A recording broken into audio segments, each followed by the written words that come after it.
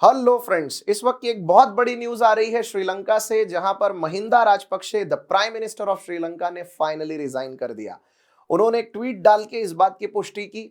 ऐसा माना जा रहा है कि प्रेसिडेंट गोटबाया राजपक्षे और महिंदा राजपक्षे दोनों भाइयों में आपस में सुलह हुई और ये डिसाइड किया गया कि महिंदा राजपक्षे जो कि प्राइम मिनिस्टर है और बड़े भाई हैं, वो फाइनली स्टेप डाउन करेंगे। लोगों की नाराजगी अभी भी रुकी नहीं है और लोग तो चाहते हैं कि महिंदा राजपक्षे भी रिजाइन करे और गवर्नमेंट पूरी कोलैप्स हो जाए। नो कॉन्फिडेंस मोशन, अविश्वास प्रस्ताव ऑलरेडी पार्लियामेंट में लाया गया है और अब देखा यह जा रहा है कि शायद एक दूसरी पावर सत्ता में आएगी, एक दूसरा अपोजिशन लीडर सत्ता में आएगा। इस समय सजीत प्रेमदासा का नाम सबसे ज्यादा सामने आ रहा है और माना यह जा रहा है कि शायद वो श्रीलंका के नए प्राइम मिनिस्टर बनेंगे। लेकिन श्रीलंका में यह हालात हुए क्यों, क्या हुआ है एग्जैक्टली, आइए जानेंगे इस वीडियो में आगे। तो नमस्कार दोस्तों, मेरा नाम है निखिल और short videos bye Nikhil sir इस सीरीज में मैं आपका स्वागत करता हूं। और छोटे से इस वीडियो में मैं आपको सारा जियोपॉलिटिकल अपडेट आज श्रीलंका के बारे में दे दूंगा। तो दोस्तों, जैसा कि मैं आपको बता रहा था कि श्रीलंका में महिंदा राजपक्षा ने फाइनली रेजिग्नेशन दे दिया है। ये रेजिग्नेशन तब आया जब गवर्नमेंट के सपोर्टर्स और प्रोटेस्टर्स दोनों एक घमासान में आपस में भिड़ गए और काफी वायलेंस हुआ, काफी आगजनी हुई, पथरावबाजी हुई, बहुत सारे दुकानों को लूट लिया गया और बहुत सी अलग अलग वारदातें हुई, जिसके बाद फाइनली महिंदा राजपक्षे ने स्टेप डाउन किया है। आप सबको पता ही होगा कि श्रीलंका में इस वक्त हालात बद से बदतर होते जा रहे हैं। फरवरी, मार्च और अप्रैल में कंडीशंस बहुत ज्यादा क्रिटिकल होती चली गई हैं। श्रीलंका के ऊपर इस वक्त एक्सटर्नल डेट कम से कम $51 बिलियन का हो चुका है। कम से कम 13 से ज्यादा ऐसी बैंकें हैं जिनको क्रेडिट रेटिंग एजेंसीज ने नेगेटिव करार दे दिया है।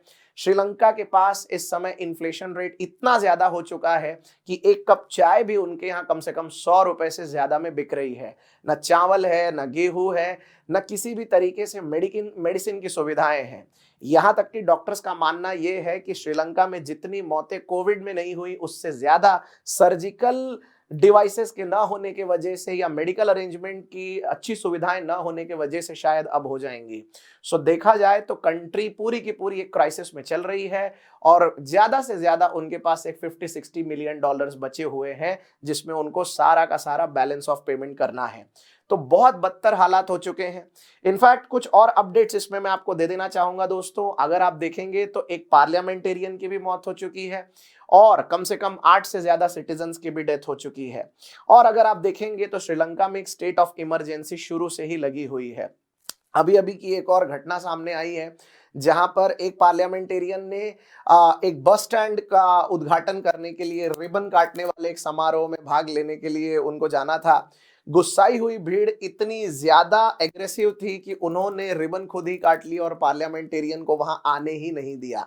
एक और इंसिडेंट में ये भी बात सामने आई है कि बहुत सारे लोग जो यानी पार्लियामेंट है उसके बाहर अपने कपड़े छोड़कर जा रहे हैं और वो कपड़ों के ऊपर एक नोट लिखकर जा रहे हैं, अलग अलग प्रकार का सरकार के लिए एक संदेश देकर जा रहे हैं। ये अपने आप में एक विरोध है सरकार के प्रति लोगों का, कि जहां पर लोग चाहते हैं कि जितनी जल्दी हो सके दोनों राजपक्षा ब्रदर्स रिजाइन कर दें और देश में एक नई सत्ता देखने को मिले। हालांकि मेरी अपनी एक अंडरस्टैंडिंग ये कहती है कि अगर यहां से श्रीलंका में पावर शिफ्ट हो भी जाए तब भी श्रीलंका में काफी हद तक ये पूरी परिस्थितियों को नॉर्मल करने के लिए सालों लग सकते हैं।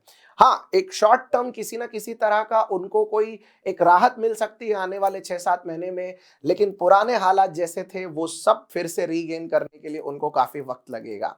एक और इंटरेस्टिंग बात यहाँ पर मैं आपके साथ शेयर करना चाहता हूँ, वो ये है कि महिंदा राजपक्षा दरअसल एक स्पिरिचुअल गुरु को काफी मानते हैं। मैंने ये खबर अभी बीच में न्यूज में पढ़ी थी तो मैंने सोचा कि आपके साथ शेयर कर लूं। एक स्पिरिचुअल गुरु को मानते हैं जिनका नाम है ज्ञान अक्का। ओके, अब ये ज्ञान अक्का जो है ये बेसिकली एडवाइस करती है महिंदा राजपक्षे को और उन्होंने एक अच्छा एडवाइस ये किया है कि आप लोगों को एक होली वाटर है, एक तरह का एक पानी है, वो होली वाटर जितने भी प्रोटेस्टर्स हैं उनको पिलाइए। अगर ये पानी आप उन प्रोटेस्टर्स को देते हैं तो इससे उनका गुस्सा शांत हो जाएगा और देखते ही देखते श्रीलंका में जितने भी प्रोटेस्टर्स हैं और जितना भी प्रोटेस्ट है वो देखते देखते कम हो जाएगा। मतलब बात यह है कि एक प्रेसिडेंट और एक कंट्री में इतने बड़े इकोनॉमिक क्राइसिस से निकलने के लिए इस तरह की चीजें, इस तरह के उपाय सुझाव दिए जा रहे हैं जो कि खबरों में बने हुए हैं। आपका इसके ऊपर क्या कहना है हमको जरूर बताइएगा। अगर इस तरीके से देश के प्रॉब्लम सॉल्व होने लग गए तो फिर हमें किसी भी प्रकार से पॉलिसी मेकिंग की शायद कभी कोई जरूरत ना पड़े। बहरहाल ये एक बात बहुत अच्छी है कि ये जानना चाहिए कि आखिर इस तरह के एग्जाम्पल से हमें क्या सीखना चाहिए। 4 प्रकार की चीजें हैं जहां से आप श्रीलंका के पूरे हालात को समझ सकते हैं। तो अगले आने वाले 2-4 मिनट में मैं आपको क्विकली बता देता हूं कि श्रीलंका आज ऐसी परिस्थिति में अगर है तो इसके पीछे क्या कारण है। वीडियो पर अंत तक बने रहिएगा। 4 कारणों में सबसे पहले आता है दोस्तों पॉलिसी, सेकंड नंबर पे आता है पॉलिटिक्स, तीसरे पर आता है फेट और चौथे पर आता है ऑफ कोर्स चाइना। एक एक करके चारों कारण देखते हैं जो श्रीलंका की आज की हालत के लिए जिम्मेदार हैं। सबसे पहले बात करते हैं पॉलिसी के ऊपर। दोस्तों आप सभी जानते हैं कि श्रीलंका में गोटबाया राजपक्षे और महिंदा राजपक्षे की सरकार है जो कि 2019 में आई थी। 2019 में जब ये सरकार आई उसके बाद इनकी अपनी कुछ अलग ही ढंग की पॉलिसी रही, जिसमें सबसे पहला पॉलिसी का एक बहुत बड़ा डिसीजन इन्होंने लिया वो था टैक्स रेट्स को कम कर देना। सरकार ने चुनाव जीतने के लिए हर वो पैंतरा अपनाया। दोनों भाइयों ने इस बात का एक बहुत बड़ा प्रॉमिस कर रखा था कि अगर वो सत्ता में आते हैं तो टैक्स जो कि 15% लगता है उसको सीधे सीधे वो 8% कर देंगे। जनता ने कभी नहीं बोला कि टैक्स कम करो, इन्होंने खुद ही ये डिसाइड किया। लेकिन आफ्टर ऑल अगर टैक्स इतने कम हो गए तो सरकारी खजाने में पैसा आएगा कहां से, इसका विचार किया ही नहीं गया। धीरे धीरे सरकार के पास इस बात का जवाब ये था कि अगर टैक्स रेट कम हो जाएंगे तो लोगों का कंजम्पशन बढ़ेगा, उपभोगवाद को जन्म दिया जाएगा। इससे होगा ये कि लोग और ज्यादा उपभोग करने लगेंगे, चीजों का कंजम्पशन बढ़ेगा, तो ओवरऑल बहुत ज्यादा मार्केट कैपिटल बढ़ जाएगा और बहुत ज्यादा पैसा आने लगेगा। लेकिन हुआ इसका ठीक उल्टा, ऐसा कुछ भी नहीं हुआ क्योंकि बीच में ही कोरोना आ गया। दूसरी एक और चीज ऐसा था कि श्रीलंका के पास पहले से ही फॉरेन रिजर्व्स की कमी थी। उसके दौरान बीच में ही एक अचानक से गोटबाया राजपक्षे ने एक फैसला ये ले लिया कि देश को पूरी तरह से ऑर्गेनिक फार्मिंग में डालना है। श्रीलंका में वैसे भी फर्टिलाइजर्स के इंपोर्ट करने का खर्चा जबरदस्त है, इसी वजह से ऐसा माना जाता है कि शायद ऑर्गेनिक फार्मिंग की तरफ वो जाना चाहते थे। ऑर्गेनिक फार्मिंग में जाना कोई बुरी बात नहीं है, ऑर्गेनिक फार्मिंग एक अच्छा डिसीजन है। लेकिन हम भी जानते हैं, आप भी जानते हैं कि ऑर्गेनिक फार्मिंग कोई रातों रात कमाल दिखाने वाली चीज नहीं है, इसके पीछे अपना एक विज्ञान है। ऑर्गेनिक फार्मिंग में अगर आपको जाना भी है तो आपको एक लिमिटेड टाइम उसके साथ रखना पड़ेगा, आपको एक उतना समय रुकना पड़ेगा जिसके बाद ही धीरे धीरे आपकी प्रोडक्टिविटी बढ़ेगी। इनऑर्गेनिक फार्मिंग जहां पर फर्टिलाइजर्स यूज होते हैं उससे अगर आप सीधे ऑर्गेनिक फार्मिंग में आ जाएंगे तो आपका प्रोडक्शन जबरदस्त तरीके से गिर सकता है। यही हुआ, अचानक से फर्टिलाइजर्स के इंपोर्ट को रोक दिया गया और पूरे देश में ये कंपलसरी कर दिया गया कि आपको ऑर्गेनिक फार्मिंग करनी पड़ेगी। नतीजा ये हो गया, चावल जैसी चीजों में जहां श्रीलंका सेल्फ सफिशिएंट था, चावल की खेती भी ठीक से नहीं हो पाई, प्रोडक्शन काफी कम हो गया। चाय पत्ती की का प्रोडक्शन जबरदस्त तरीके से नीचे गिर गया और देखते ही देखते श्रीलंका में फूड ग्रेन के भयानक क्राइसिस हो गए। ऐसे हालात में देश को काफी कुछ इंपोर्ट करने की जरूरत पड़ी, लेकिन वैसे भी श्रीलंका के पास फॉरेन रिजर्व्स तो थे नहीं। नतीजा ये हो गया, बचे खुचे फूड ग्रेन्स के ऊपर एक जबरदस्त डिमांड पैदा हो गई और इन्फ्लेशन अपनी चरम सीमा पे चला गया। आज हालात ये है कि श्रीलंका में अगर दूध का पाउडर भी लेना है तो आधा किलो दूध का पाउडर कम से कम 800 रुपए का हो चुका है। चावल लगभग 200 से 250 रुपए किलो पे चला गया है और इसके साथ साथ एक कप चाय का भी दाम जो है वो 100 रुपए के ऊपर जा चुका है। तो ऐसे हालात में बहुत सारी फैमिलीज अपना हिसाब बताती है जिसमें वो ये कहते हैं कि जहां पर महीने का पूरा एक्सपेंसेस 30,000 रुपए में हो जाता था, अब 80 से 90,000 रुपए तक वो एक्सपेंसेस जा चुके हैं।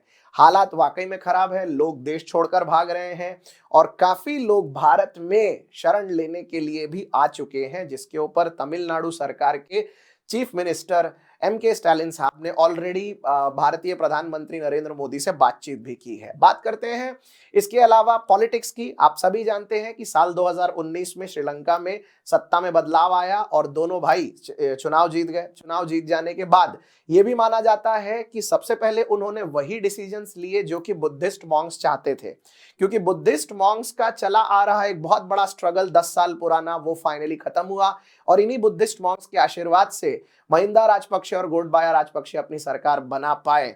तो ये बात बहुत जरूरी थी कि उनकी राय क्या है देश को आगे बढ़ाने की, वो काम किए गए, वो निर्णय लिए गए। पॉलिटिकल दखलंदाजी जब भी दूसरों की ज्यादा हो जाती है तब अक्सर गलतियां होती हैं और श्रीलंका में पॉलिटिक्स और इकोनॉमिक्स का ये जबरदस्त क्राइसिस एक शानदार रेसिपी को जन्म देता है, वो है डेट क्राइसिस। तीसरी बात है फेट। ऑफ कोर्स साल 2018 श्रीलंका के लिए काफी अच्छा रहा। श्रीलंका के पास मिलियंस में टूरिस्ट आए। श्रीलंका एक छोटा सा आइलैंड कंट्री है जहां पर सबसे ज्यादा इनकम यानी उनकी जीडीपी का लगभग 12 से 15% केवल टूरिज्म से आई हुई इनकम से निकलता है। लेकिन बावजूद इसके साल 2018 अच्छा रहा, साल 2019 भी लगभग ठीक ठाक रहा।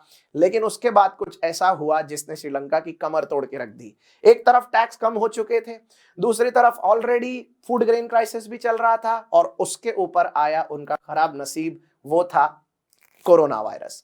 मार्च 2020 आते आते कोरोना की चपेट में आए हुए पूरे दुनिया में श्रीलंका भी था और ऑफ कोर्स जिसके वजह से टूरिज्म से आने वाली इनकम लगभग बंद हो गई।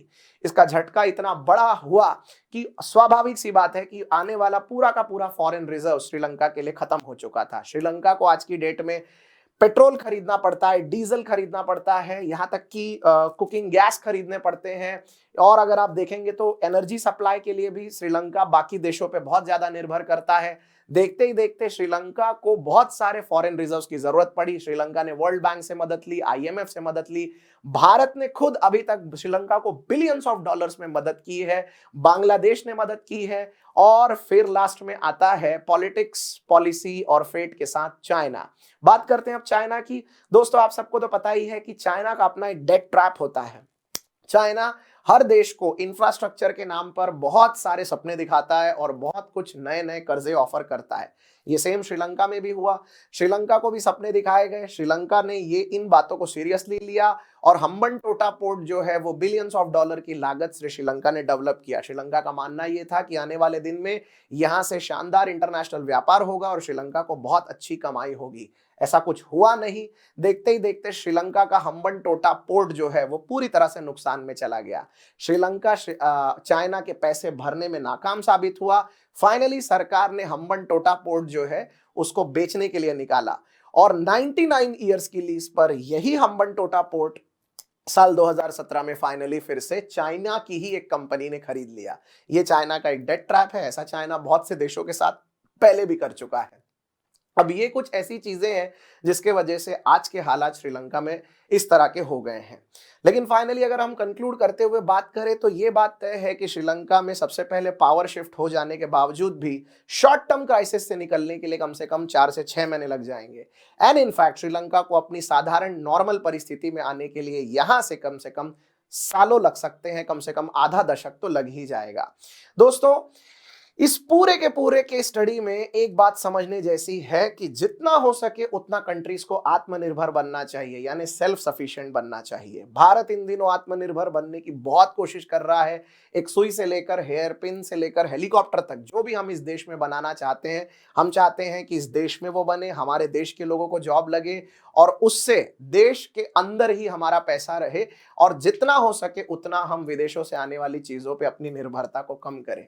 श्रीलंका को आज इस पूरे के पूरे संग्राम से एक बहुत बड़ा सबक ये मिला है कि आने वाले दिन में श्रीलंका को अपनी इकोनॉमी और अपनी मैन्युफैक्चरिंग को काफी मजबूत करना पड़ेगा ताकि जितना हो सके देश के अंदर से ही वो फंड्स जनरेट कर पाए। दोस्तों ये था श्रीलंका के ऊपर मेरा एक छोटा सा अपडेट। अगर आपको वीडियो पसंद आया तो जरूर लाइक करिएगा, शेयर करिएगा और अपने फ्रेंड्स तक इस शॉर्ट वीडियो को पहुंचाने में हमारी मदद करिएगा। आगे आने वाले दिन में आप ऐसे और कौन से शॉर्ट वीडियोस देखना चाहेंगे जियो पॉलिटिक्स के ऊपर, नेशनल पॉलिटिक्स के ऊपर, इकोनॉमी के ऊपर, हमें जरूर कमेंट्स थ्रेड में सजेस्ट करिएगा। यूट्यूब कमेंट्स थ्रेड में आपके सजेशन का हमें हमेशा इंतजार रहता है। जितना हो सकता है मैं उसके जवाब भी देता हूं और ऑब्वियसली आपके दिए हुए हर सजेशन पे हमारी टीम सोचती भी है और उसके ऊपर हम लगातार काम करते रहते हैं। Thank you so much for being at the video till the end. See you once again in the next video. Till then take care, hope to see you soon. Till then take care, good bye, have a nice time. Jai Hind, जय महाराष्ट्र।